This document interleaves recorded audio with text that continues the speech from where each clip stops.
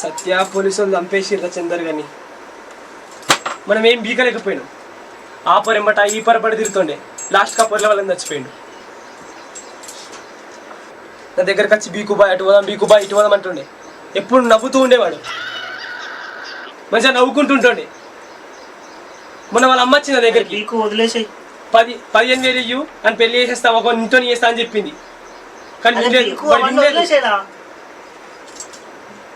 అవును నీ దగ్గరకు వచ్చింది కదా అయినా కానీ ఆపచ్చు కదా నువ్వు.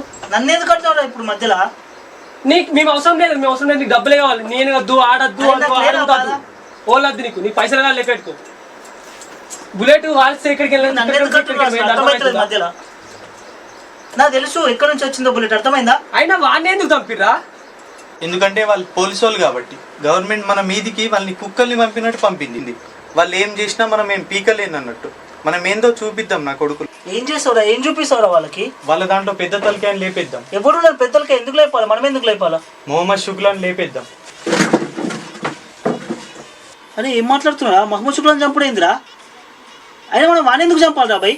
వాడిని మహమ్మద్ షుక్లా అంటే ప్రతి ఒక్క పోలీసుని కన్నలాగా, నీకు అర్థమవుతుందా? వాడిని చంపితే పిట్టలు కాల్చి కాల్చేస్తారా మనల్ని?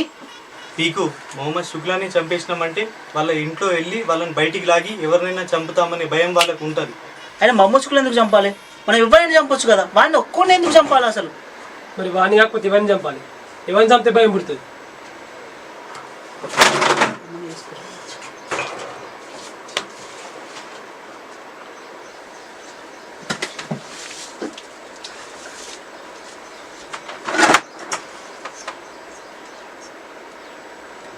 చంపుదామని ఫిక్స్ అయింది కాబట్టి నేను చెప్పే జాగ్రత్త ఉంది.